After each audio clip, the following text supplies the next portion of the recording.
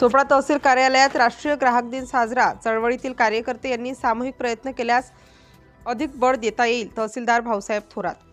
चोपडा तहसील कार्यालयात राष्ट्रीय ग्राहक दिन उत्साहात साजरा करण्यात आला। यावेळी तहसीलदार भाऊसाहेब थोरात, तालुका कृषी अधिकारी दीपक साळुंखे यांच्यासह ग्राहक संघटनेचे पदाधिकारी उपस्थित होते। यावेळी बोलताना तहसीलदार भाऊसाहेब थोरात यांनी सांगितले की येणारा राष्ट्रीय ग्राहक दिन महाविद्यालयीन विद्यार्थ्यांमध्ये साजरा करण्यात येणार आहे। यामुळे विद्यार्थ्यांना ग्राहकांचे अधिकार, कर्तव्य आणि ग्राहक संरक्षणासंबंधी आवश्यक माहिती मिळण्यास मदत होईल। प्रशासकीय यंत्रणा आणि ग्राहक चळवळीतील कार्यकर्ते यांनी सामूहिक प्रयत्न केल्यास ग्राहक चळवळीला अधिक बळ देता येईल असेही मत त्यांनी व्यक्त केले। यावेळी ग्राहकांना आवाहनही करण्यात आले।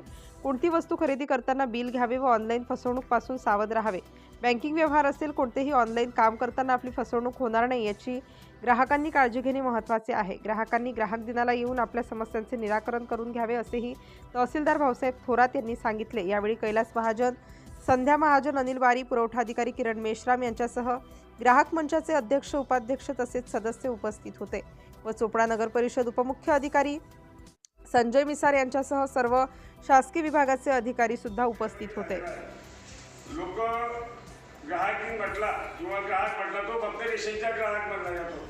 इतरांचे लोक विभागाने केलेलं काम मी इथे त्यांना धन्यवाद देईन। त्या मेश्राम मॅडम आणि त्यांच्यासोबत ते मॅडम काम करतात, पुरुष निरीक्षक दोघं मॅडम आणि त्यांच्यासोबतचा पूर्ण स्टॉक बऱ्यापैकी निपटारा करतो आणि रेशनच्या बऱ्यापैकी समस्या सोडलेल्या आहेत।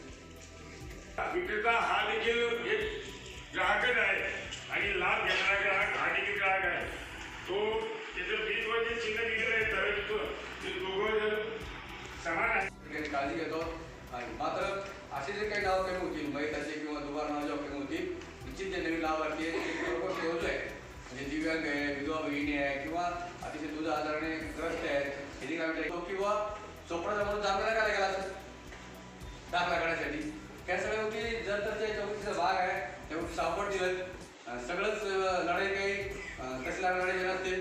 त्यासाठी बरंच सैन्य आहे, गुन्हे आहेत, माझा स्टाफ आहे आणि सगळेजण म्हणून लढलो तर त्या अनिष्ट प्रवृत्ती किंवा इतर गोष्टी त्यामुळे कमी होतील। मी जर म्हटलं की 10 ते 5 तास फक्त सहाय्याचं काम आहे, विकत गेलो नाही तर काय त्या दुष्परिणाम आपल्याला कधी सापडणार नाही। त्याचा आपल्याला शोध घ्यावा लागेल आणि खऱ्या ग्राहकाला आपण त्या ठिकाणी न्याय द्यावा लागेल।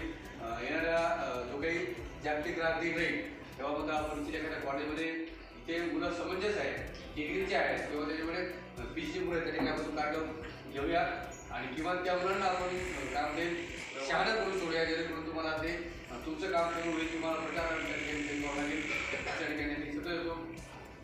आज या निमित्तानं जाणीवपूर्वक आपण काही चालला की व्यवहार त्याचं न सत्तर गोष्टी आहेत। मात्र इतकी अधिक रामराज्य कसं आपल्याला आणता येईल। रामाच्या काळात काळामध्ये अगदी रामराज्य होतं, तिथं शिवाजी महाराजांच्या काळात देखील रामराज्य होतं। शेवटच्या ग्राहकाला किती अन्याय नव्हता, अगदी गवताचं पात्र देखील हातानं विचारणा होती, याच्यामध्ये तो दबदबा होता। तेव्हा दबदबा तुमच्या चळवळीच्या माध्यमातून आमच्यापर्यंत कागदाच्या माध्यमातून आपल्या त्या ठिकाणी तयार करावं लागेल। या ठिकाणी आपण सर्वांनी म्हणजे आमचाच कार्यक्रम होता तरी देखील तुम्ही मला आदेश केलं, मला तुमचे दोन सन्मान केला, त्याचं आपण सगळ्यांनी या ठिकाणी मी मनपूर्वक आज दिनांक 24 डिसेंबर 2025 रोजी तालुका प्रशासन आणि ग्राहक चळवळीतील सर्व संघटना यांच्या वतीनं तालुकास्तरीय ग्राहक दिन कार्यक्रम आयोजित करण्यात आला होता। यावेळी प्रमुख पदाधिकारी आणि तालुकास्तरीय सर्व प्रमुख आणि ग्राहक देखील उपस्थित होते।